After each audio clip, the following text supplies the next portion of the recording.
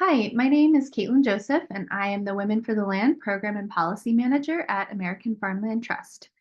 American Farmland Trust, or AFT, is a leading national nonprofit conservation organization dedicated to saving the land that sustains us by protecting farmland, promoting environmentally sound farming practices, and keeping farmers on the land.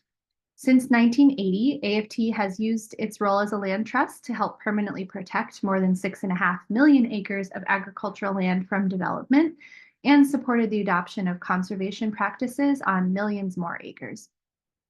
In this webinar series, we will be supporting folks in agriculture with launching peer networks among agricultural producers in order to drive climate smart practices on U.S. farms and ranches. In this video, which is part one of the series, we will cover what peer networks are, including some of their key characteristics, why peer networks are an effective tool for driving practice adoption on agricultural land, and introduce some of the steps you can take to start your own peer network among agricultural producers.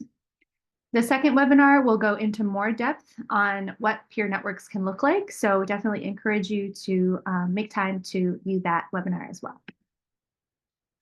So first, what do we mean by peer networks, or how can we define peer networks?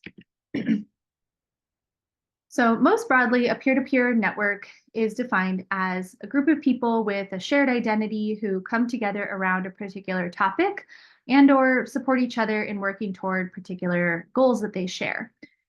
Typically, a peer network includes a leadership structure that is made up of its members and emphasizes learning from one another. So in our case, we are focused on bringing together agricultural producers around shifting their practices, particularly toward climate smart goals. But part of the benefit of peer networks, as we will discuss in a little bit, is the holistic nature of peer networks and how these aspects bolster the efficacy of them for encouraging implementation of new practices on farms and ranches. So expanding on the definition, it's helpful to understand, what are some of the key characteristics of a peer network that really define it. Of course, these are general, not kind of hard and fast rules, but hopefully these characteristics give you a sense of what makes peer networks unique from other types of networks or other ways of gathering farmers on the land. So one characteristic to start with is hopefully the network includes more than two people. Otherwise, it's not quite a network. There, again, may be interactions within the network that include just two people at a time, but the emphasis is really on the larger group and what it can provide to the individuals within it. Members have one or more common lived experiences or identities that bind them together in important ways. So this can look a lot of different ways. Maybe folks have a similar racial, ethnic identity, or live in a particular area that is experiencing common challenges, or maybe their production systems are similar niche systems, and that's what binds them together. So lots of different ways this can look depending on the goals of the network. In a peer network, producers really are the primary source of information, and there's a lot of give and take between the members. Emphasizes face-to-face interactions, whether that be in person or online. We'll talk a little bit more about ways that you can leverage both in person and online for really rich learning. But the emphasis is really on members interacting, and that's what makes it a network. Producers and service providers form collaborative relationships built on trust. So really overall, the emphasis in a peer network is on the members themselves kind of being the experts, even when technical service providers are brought in to support the learning. The idea is you want to be breaking down the hierarchies between those kind of typical experts in different topic areas and the producers themselves. It's really an overarching goal of these networks and the gatherings that occur within them is that the producers are engaging very actively. So supporting collaborative problem solving among each other, and gaining practical tools and skills from each other and potentially from the others, experts that maybe get brought in. But again, the emphasis is on the producers themselves sharing skills, information, knowledge with each other.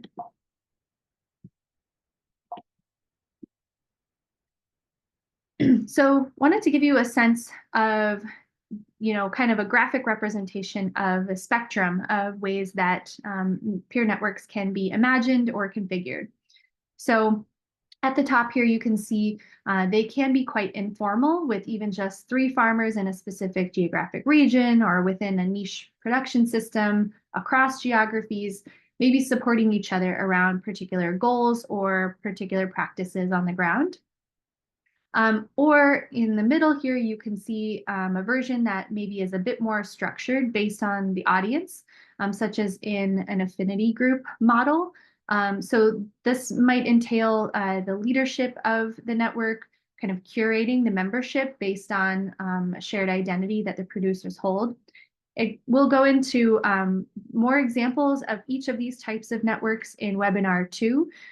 But just to give you a sense right now, an example of an affinity group might be a group that is centered around women farmers or underserved producers with particular common goals, or maybe beginning farmers in a particular farming system like dairy. And even a more structured version may look like a collaboration between host organizations. So on the bottom here, you can see maybe nonprofit, government, research institutions coming together to kind of support the curation of a peer network. This might entail, actually those organizations helping to convene the members and providing resources and kind of visioning and leadership to the network to guide its kind of creation, implementation, and outcomes. Typically, these types of structures are a little bit more goal-oriented, as they're often kind of funded by work that one of the leading organizations may have received. So, as we'll explore, especially in webinar 2, there are pros and cons to each of these different configurations. But really the biggest takeaway that we hope you have around these is that you can start wherever you are and just sort of keep this spectrum in mind as the network gets underway, and understand the different ways that it could evolve with the relationships that are being built and the opportunities that the network is presenting. So it can be helpful to understand what peer networks are not, to understand what they are. So, again, not hard and fast rules, but typically a peer network is not a formal mentorship program. Mentor networks typically have an application process and matching services for 2 individuals to go deeper with each other around particular goals. Peer networks are more distributed in terms of the relationships that they are fostering and building. There may be elements of mentorship that develop kind of organically within a peer network among the members, but these are not necessarily the facilitated intent of the network. So peer networks are also not only lecture series or classroom-based learning that is kind of led by experts in their field. You can think of like the typical kind of farmer gatherings from extension professionals that generally is quite lecture-based. A peer network might include some amount of learning in this fashion, or again, might include some research, but it's not purely about research or classroom-based learning. So really the idea is a peer network is a space for farmers to get their hands dirty together with each other, learning from each other. So why are peer networks important? And particularly, why are they important for conservation practice adoption? So we know there are a lot of barriers that farmers face in adopting new conservation practices, even when they're motivated to do so. These include cost, the risks associated with changing their systems, and potentially foregoing yields as they're making that transition. Quality differences might might come up in their products, or other kinds of uncertainties that really create a sense of risk, and maybe very real financial risk for farmers in making these changes. There's often also not enough information about how to implement practices for a farmer's specific production model, or maybe in the specific geographic region that they're located. For example, a lot of agricultural research is easier to conduct with certain crops and products than others. So many folks don't have a ton of technical assistance or evidence-based input on how to transition their practices if they produce less kind of mainstream products. So that's really part of why the peer emphasis helps to fill the gaps where that kind of extension-based research is lacking. So there are also cultural and social barriers in terms of how folks might, how they even think they might be perceived by their neighbors, or maybe they anticipate feeling a little bit alienated from their community if people were to misunderstand their intentions in implementing new practices. So peer networks are great tools for supporting farmers to surmount many of these barriers in ways that other types of support just often fall short by being a little bit less holistic. For example, a farmer might have all the technical and financial assistance they need, but if it is perceived as not acceptable in their peer community, perhaps they will still be unlikely to adopt that practice. So peer networks can help address multiple barriers at once, and that's really a big part of why they're so effective. So the efficacy of peer networks is supported by research, even in the U.S., not just globally, but U.S. farmers. The research really does show that peer networks can really help them in surmounting a lot of these barriers. AFT's own research on the efficacy of the affinity group model that we've been running for upwards of 10 years now has found that between 70 and 90% of the women who participate in our conservation cohorts and peer-to-peer learning circles report their intention to implement the practices that they learn about at the gathering. So they really are, these types of gatherings really do drive action and change, behavior change in people's farm planning and what they do on the land. So we have found that the collaborative, hands-on nature of the gatherings, coupled with the ways that those kinds of gatherings really demystify the process of accessing technical and financial assistance, that combination is very effective at motivating producers to make change, including around climate smart practices. Other studies, for example, one featured here on the no-till farming practices, it found that the intermediary farmers in a no-till focused network were more effective than formal university extension providers or their programs at driving more farmers to adopt no-till practices.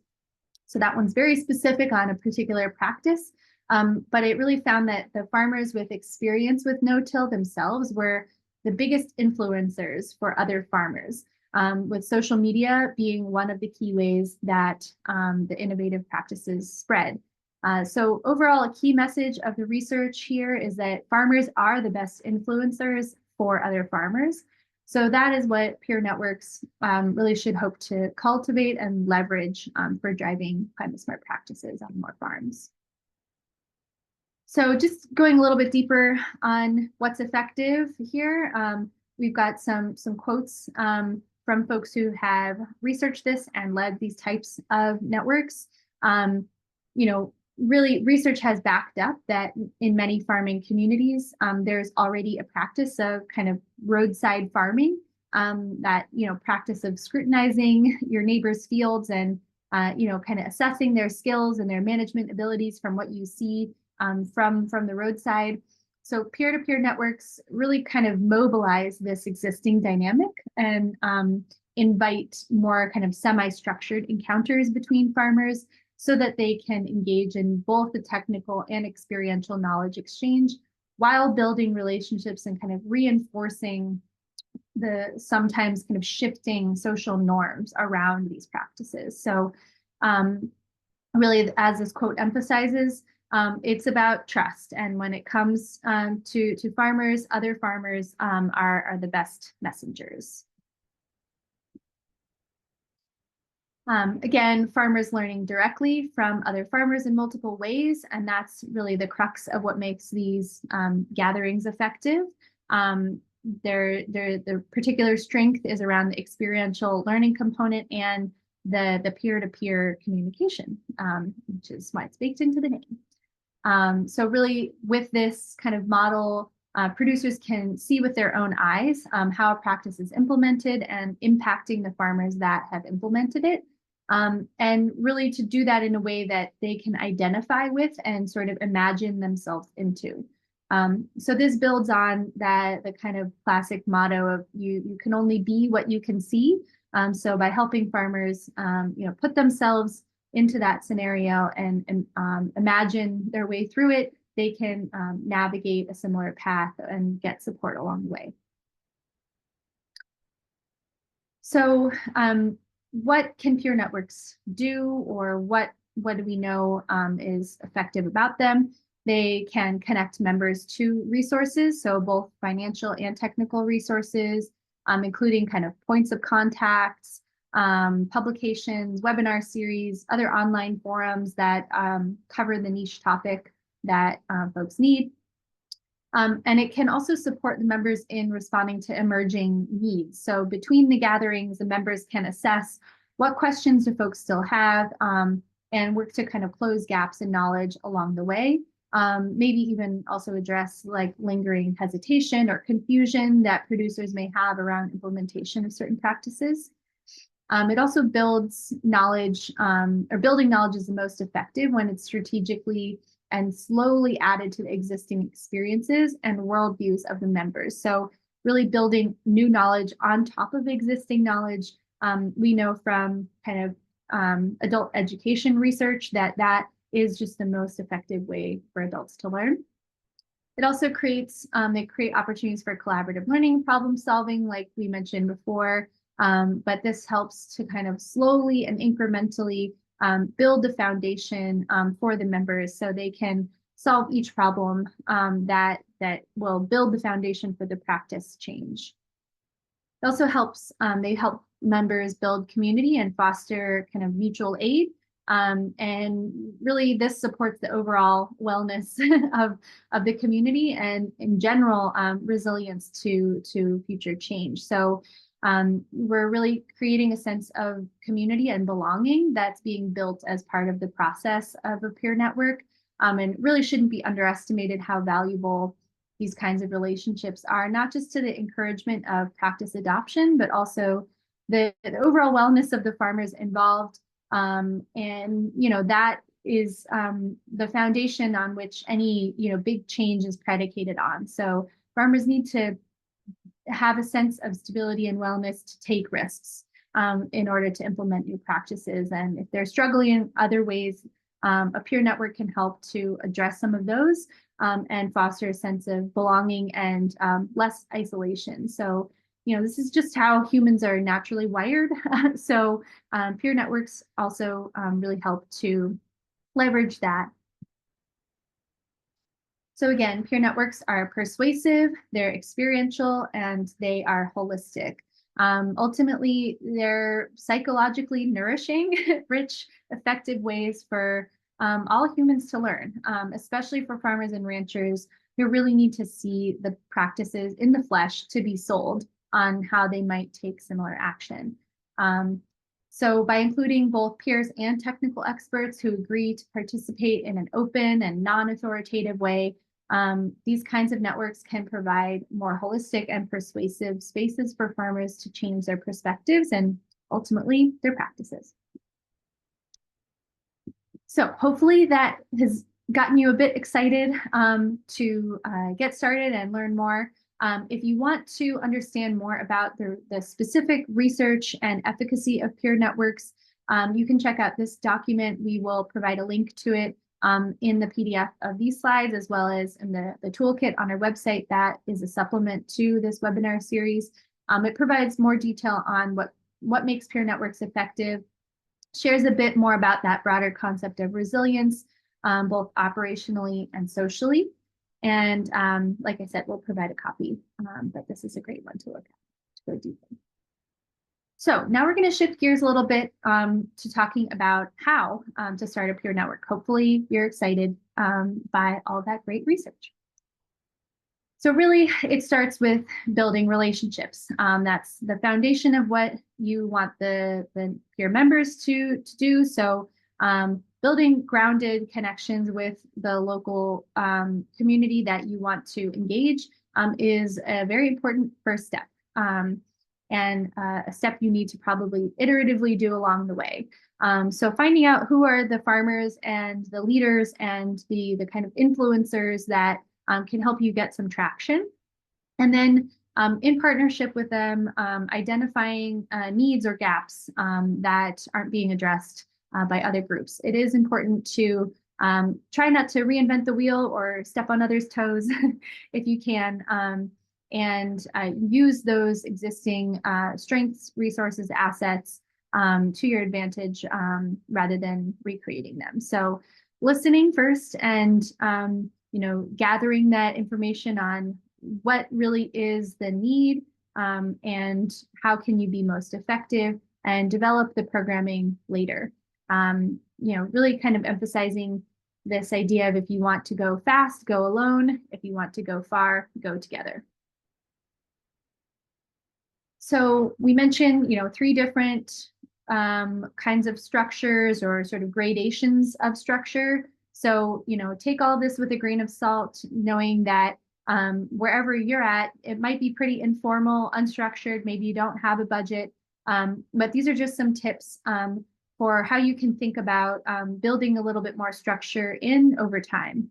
So determining your budget, if you have one, can help you understand, the scope and how ambitious you can be.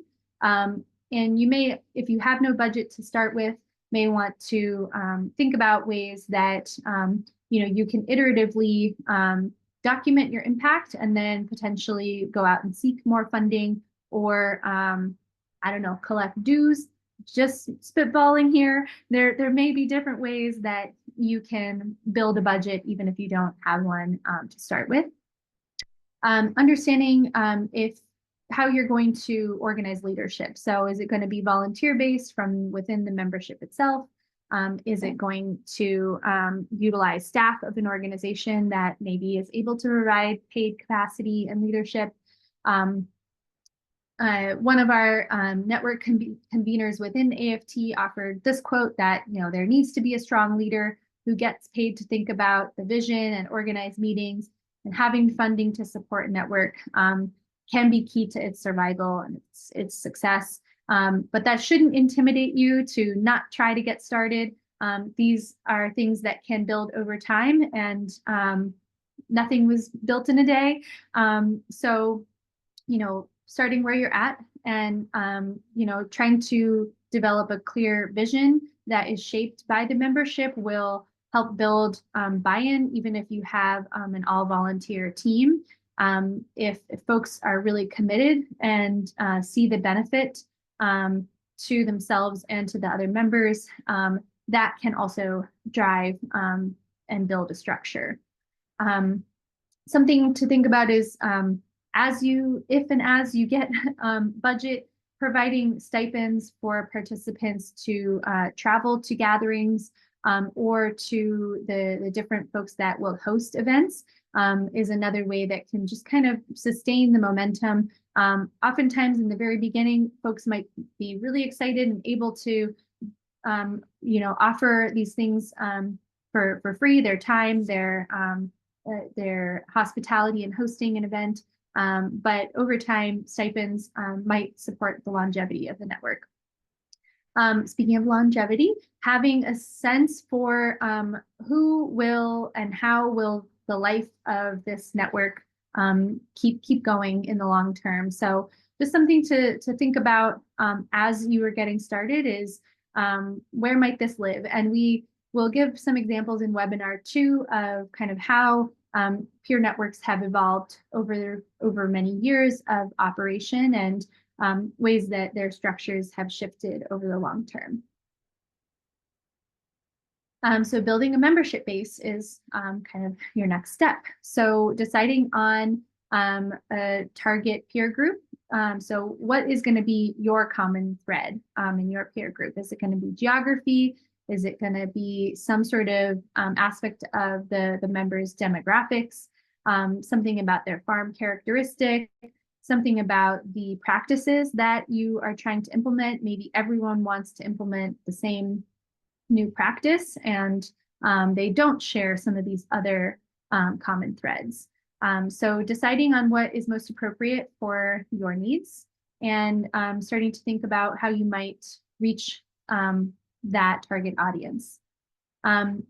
Building trust and credibility as a convener is very important, and what we mentioned previously of building relationships at the start, that will really support you in that process.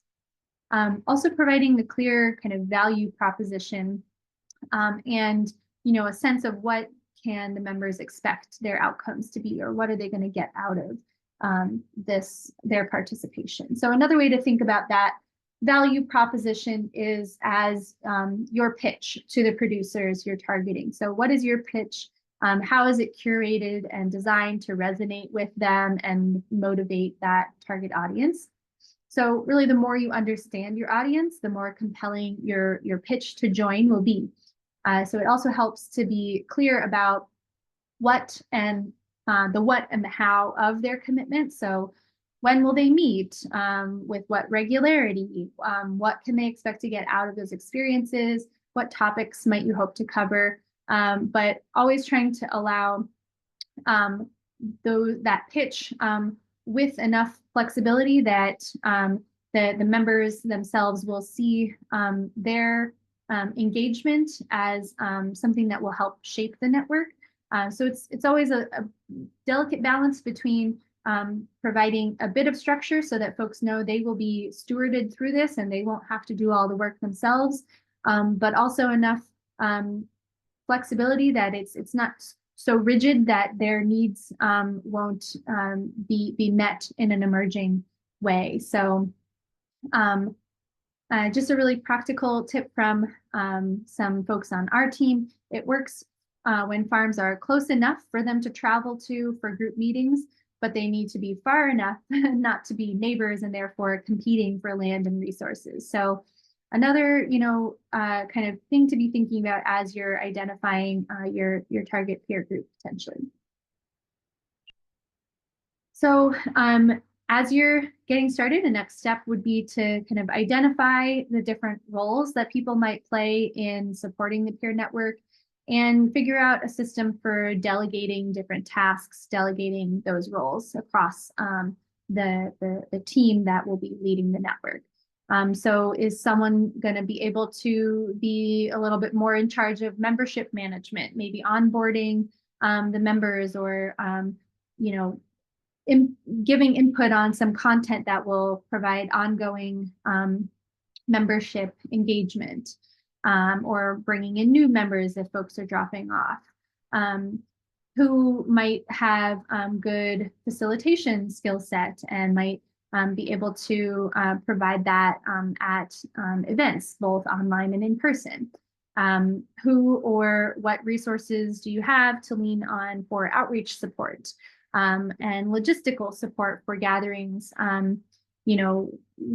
Who on your team or in the membership of the peer network might be interested in hosting an event at their farm or at a location in their community that they might be able to leverage for the benefit of the network? Is there food and transportation and other resources that you can obtain through mutual aid or other connections that exist in the network? And then clarifying expectations and a time commitment, providing compensation as you're able to the different people on the team. And maybe this shifts with each gathering. Maybe there's subcommittees that are in charge of these different aspects, and maybe folks rotate through those. Lots of different ways to structure this and think about it, but just wanted to give you a sense of some of the roles that are involved in these types of networks and gatherings.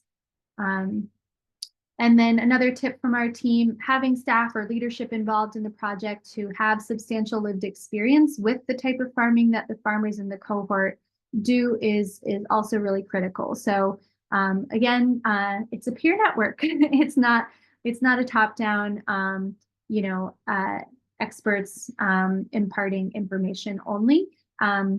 Really trying to curate the relationships and the people involved um, to um, to resonate best with the members. So when you are planning a gathering, this is an example of a checklist that might be helpful in the process of kind of delegating tasks among the team you're collaborating with. Again, this is a more detailed version from a kind of more structured affinity group model. But this just gives you an example of how you can work backwards in time from the date of your gathering. So if you know, the date of your gathering and the topic and the location, who's involved, you could put a spreadsheet like this in Google Docs or some other shared platform where everyone on the team can be working on their own time to work on some of these different tasks, creating the promotional materials, advertising and promoting it, identifying a caterer or figuring out the food.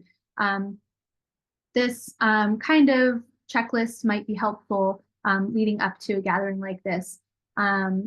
And you can use it to communicate in real time so that it doesn't have to all be discussions in a meeting, but folks can be working on it in those interstitial spare moments that they have / don't have in their life, and don't necessarily need to have a meeting to discuss each one of these.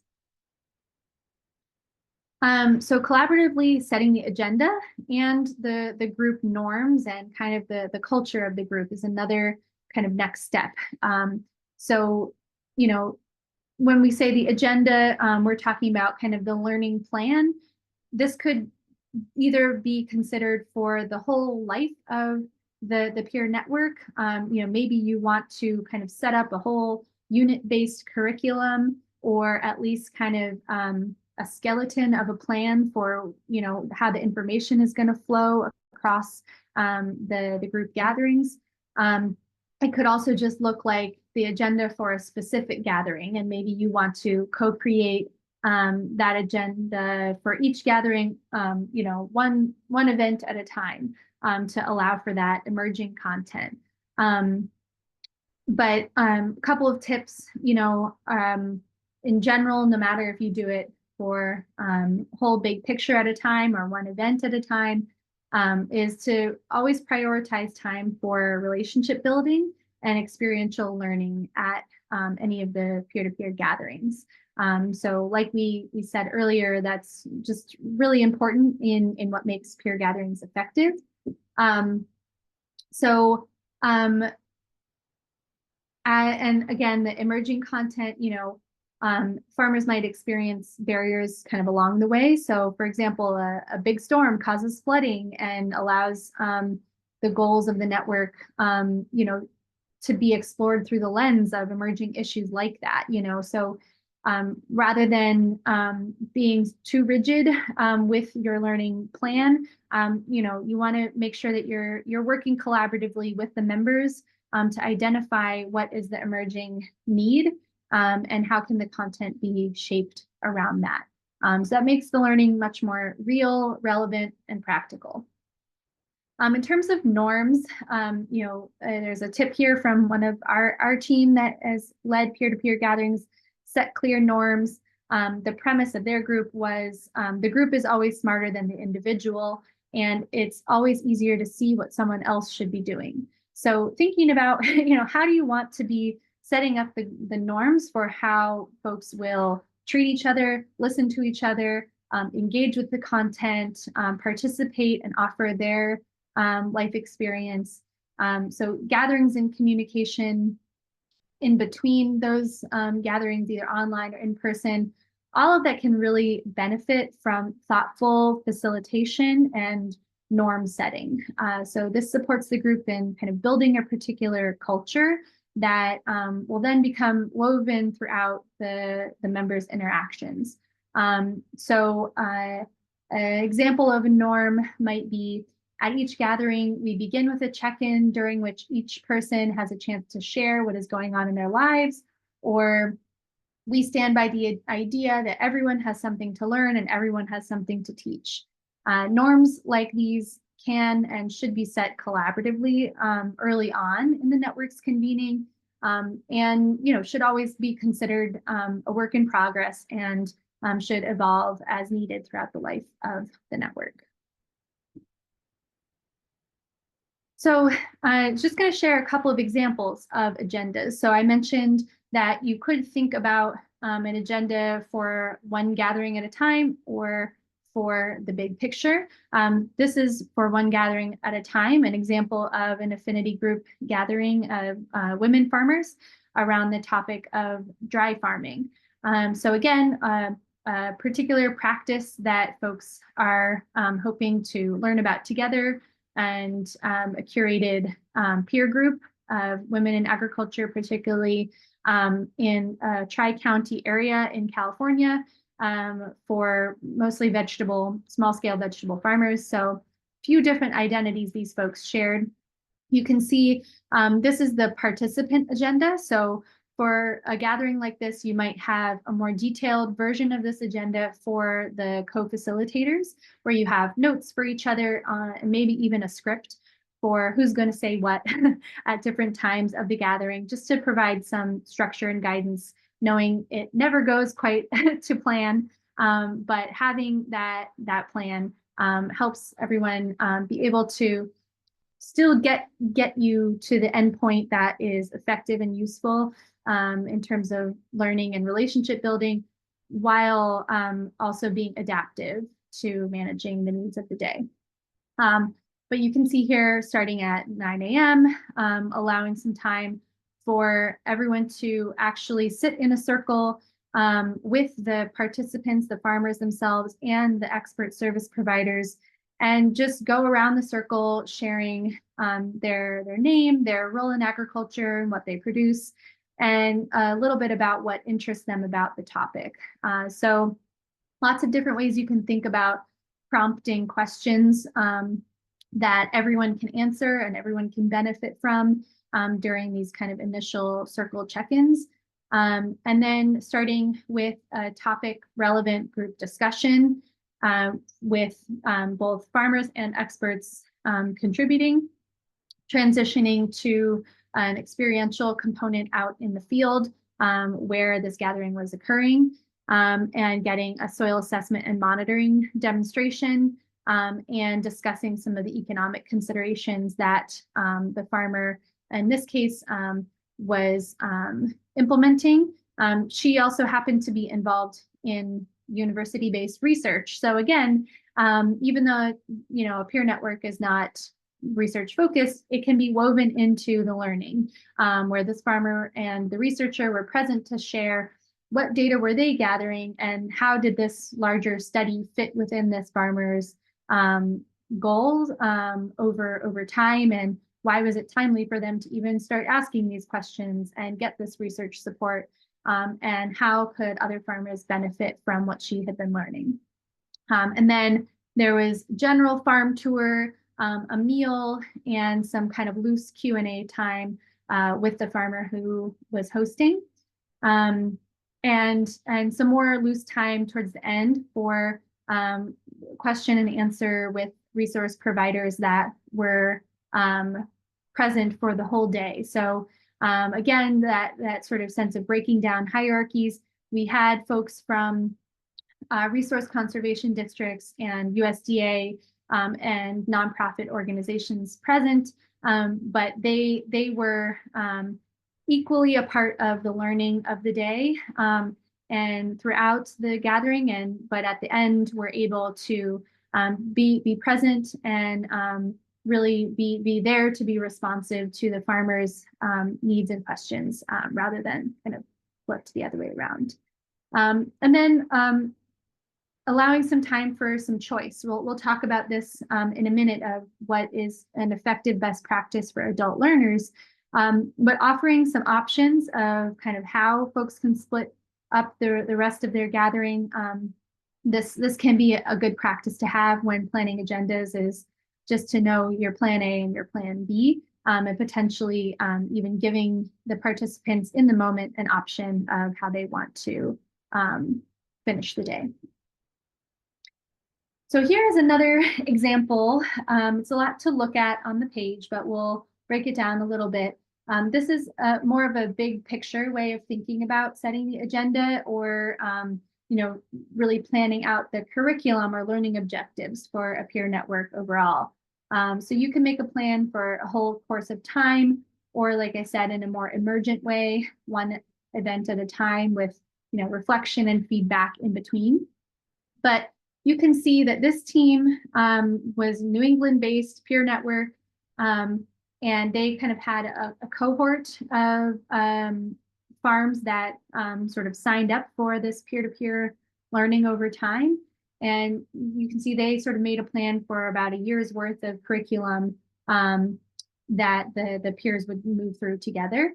They combined online learning depicted in green with the webinars or meetings in pairs in purple, and the in-person gatherings in blue, which is circled here, the site visits. So this gave network members a variety of ways to connect both with the content and with each other throughout the year. It also allowed for a rich learning experience with lots of variety and choice. So this is a very, kind of goal-oriented example that had support and leadership from organizational staff. So keep that in mind as you're digesting this. So not all networks have to be this structured, but hopefully this gives you a sense of the types of peer-to-peer learning that could be pulled together. A more informal version of this that you might be able to imagine could look like, a group of farmers coming up with a plan like this in a Google Doc and sending each other resources on a particular topic via email each week. So, similar to, rather than create a resource library and community agreements, maybe this just happens, more informally over email or Google Doc with a group of peers that's getting started together. And then maybe they meet in person as a full group, or maybe between, after emailing each other resources, maybe they meet monthly over Zoom as a group, or maybe even just in pairs, if that's easier to schedule, and kind of discuss what they learned, what they tried from the kind of resource sharing that happened. And then maybe they meet in person as a full group on a farm quarterly, kind of like this network paced it. And maybe they use those gatherings to kind of see examples of how each other have been exploring the topics kind of on their own time in between those gatherings. So again, you can see just ways that you could start to create some structure around the content, so that folks are, progressing and, working towards goals, but that there's a balance of choice and different ways for folks to gather, hopefully in ways that aren't too ambitious for the time that everyone has to dedicate to it. So a couple of tips on effective agendas. We've talked a little bit about it, but providing both facilitators and participants a copy of these agendas to really guide the experiences. Helpful for people to be able to review that ahead of time, and help the facilitators stay on track throughout. Also, some tips we want to emphasize for making group gatherings effective include ensuring that at the start of the day, there's at least some form of individual check-ins, individual sharing, so that everyone can get their voice into the mix. This helps encourage more equal communication throughout the day, and again, breaks down those hierarchies. We also encourage folks to avoid using jargon and PowerPoint presentations, just to try to be as hands-on and relational as possible when explaining or demonstrating content that's relevant to the topic. So, preparing speakers to help them, use plain language and avoid acronyms and other kind of technical vocabulary as much as possible, just to keep the content really practical and enable all the members to feel welcomed and not too overwhelmed. Sharing food and allowing for some loose networking, relationship building time is often some of the most valuable parts of these gatherings. If you think about gatherings you've been to and what you remember, these are often the most important, impactful pieces. So don't forget to budget time for this at each gathering. Even online gatherings can replicate this type of relational time. So you should not underestimate the value of kind of carving out that type of sort of cultivation of belonging. Experiential learning is also going to be key to driving practices that the group hopes to do. So try to create as rich an experiential component at each gathering, including if you're just doing gatherings online. This could include, demonstration of a practice, maybe it's just a video, and talking through its impact so folks can really, see, touch, smell, maybe even taste the difference that a practice has made for them on their farm. At the dry farm gathering, tasting the difference between a dry farm tomato and a not dry farm tomato makes a big difference. And hearing from that farmer about the price difference she's able to charge, the premium she's able to get for that, the relationship between that practice and the product. So, could even look like giving producers a chance to try a new piece of equipment that might be needed for a particular practice. So as much experiential time as you can. And then lastly, closing with some time to reflect on the learning from the day or even, further back, and allow people time to offer their feedback. This can help people really absorb what they've learned that day and give them a chance to kind of commit to action that they're going to take to integrate that learning into their production system or into their lives. So we mentioned a little bit about best practices for adult learning that is backed by research, and I'll tell you a little bit more about where you can go to find the citations for this. But in the big picture, there's a few ideas to keep in mind about what the research shows about adult learning and how to make it effective. So, people, even children, are never blank slates. So it's important always to do as much as you can to understand where the learners are coming from. So this means getting a sense of their prior knowledge, their hesitation or resistances, their economic and cultural contexts, and then doing your best to make the content relevant and relatable to them based on that context.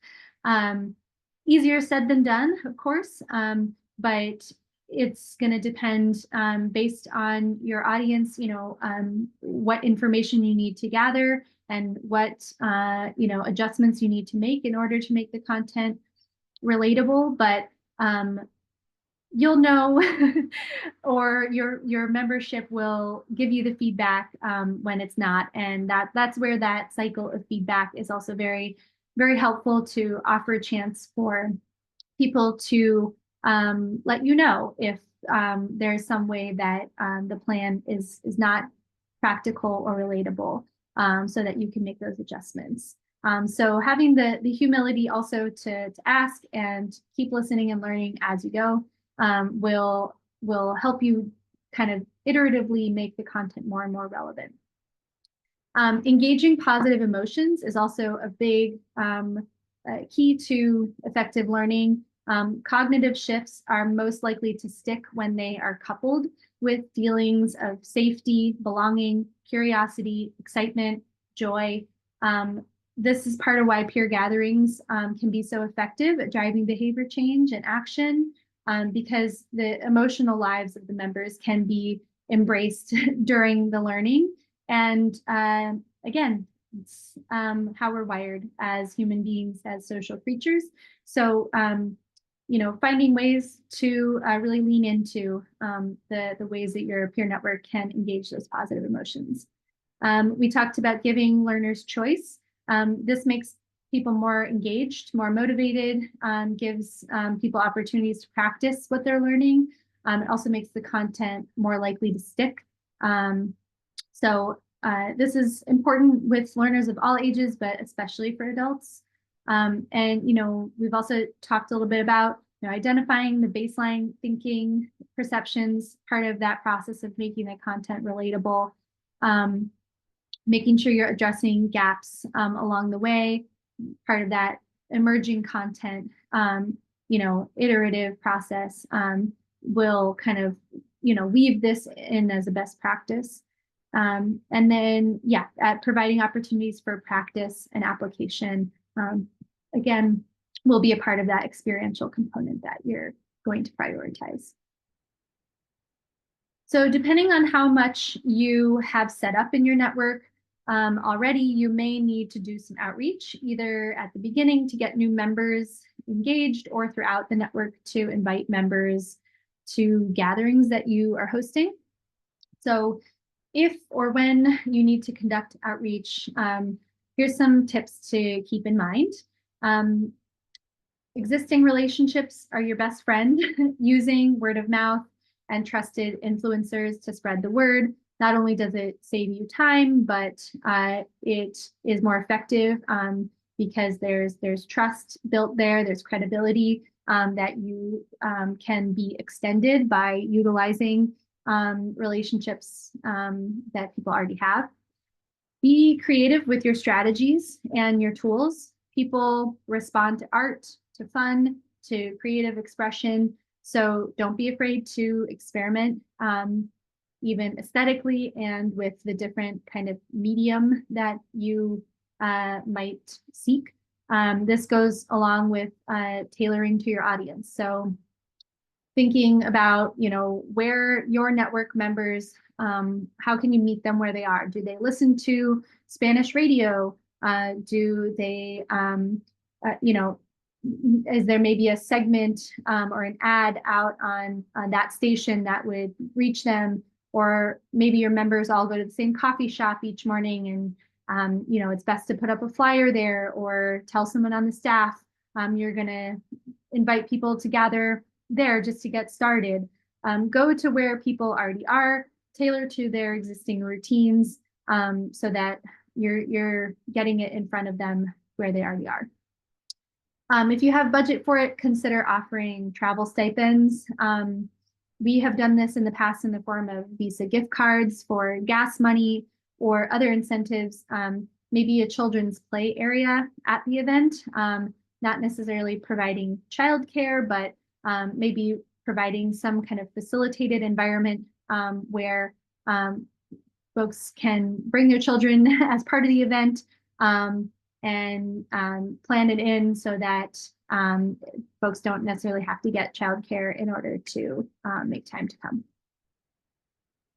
So now we're just going to go through a couple of examples of some outreach flyers and tools that our team has used and that we've seen out there. So you can see this flyer for a peer network gathering covers the topic, the time, the partners involved, entices people a little bit about what it might look like to join, how are they going to get their hands dirty, has a registration link and a QR code for folks who maybe see this at the coffee shop and want to sign up on their phone right away. It also has a little bit more information and a phone number of who they can contact for more information about the event.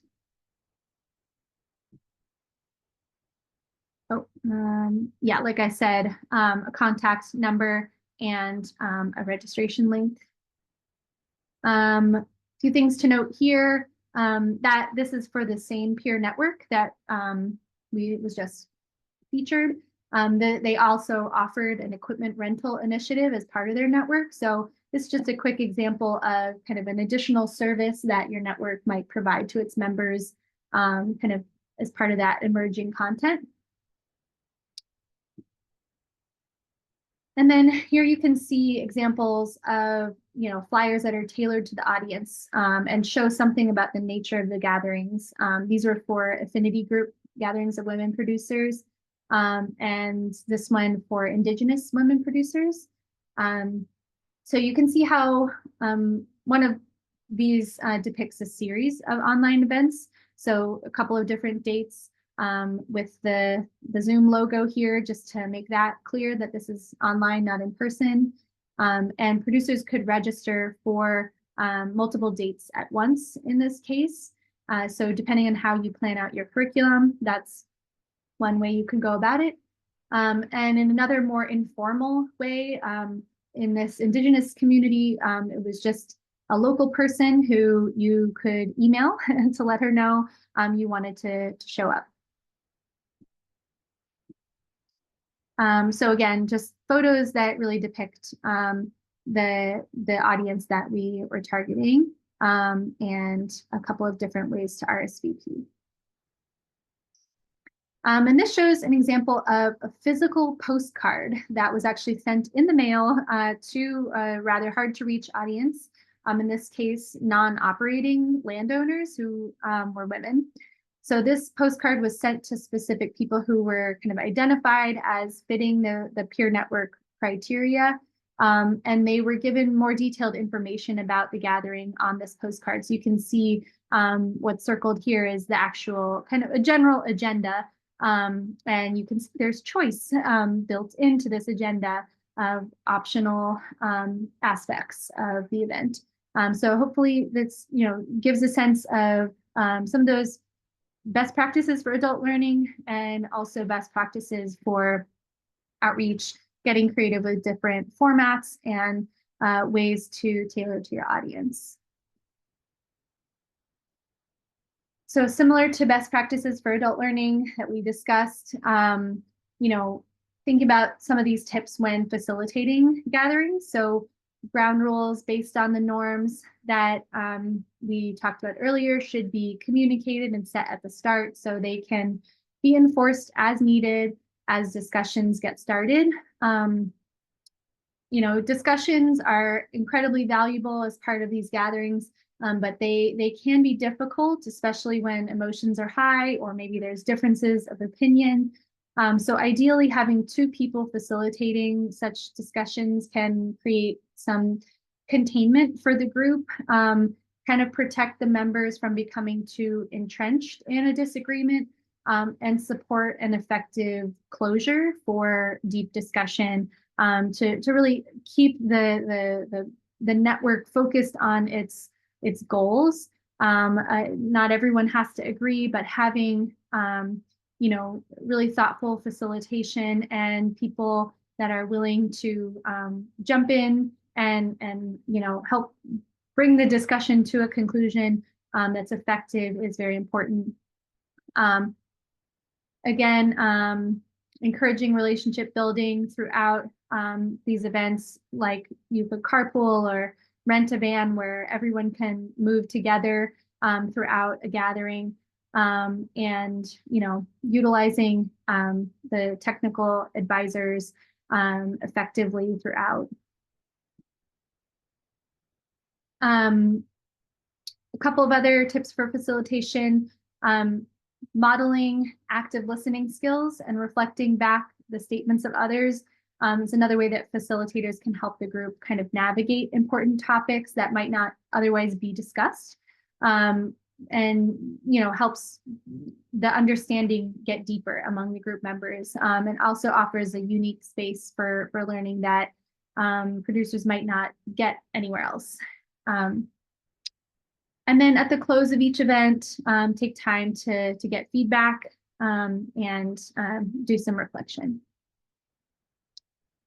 So we're just going to do a little bit on this topic of virtual gatherings. You can see an example here of a way that a virtual gathering can be paired with an in-person gathering. And this is kind of one of the best practices that we wanted to highlight, is just that, a virtual gathering can be much more interesting and effective and motivating after folks have already met each other in person. So thinking of ways that you can build this into the bigger picture. Yeah, creating as much interaction as possible with cameras on and everyone able to see and name each other as much as possible. That can help make online gatherings more fun. Then prompting people to engage with their video, their audio, using the chat, maybe some other shared documents or online activities during the gatherings. Those can all help make these more engaging. So again, just providing some choice. And then again, considering language access. So part of online gatherings is you can also provide closed captioning in other languages. So this is another way to engage different audiences and just consider how technology can support language and access more broadly. So if you want more tips on virtual gatherings, you can visit AFT's website to download this virtual engagement guide that was created for peer networks during the pandemic by our organization. But this and many other resources will also be linked in the Launching Peer Networks toolkit that we are putting together for you as a supplement to these webinars. So thank you so much for watching, and please take time to view part 2 of this series, which will provide specific in-depth examples of 3 different types of farmer peer networks, what is effective about each of those different models, and what some of their challenges were, and how those networks navigated them to support producers of all kinds in adopting more climate smart practices in their operations. Thank you so much.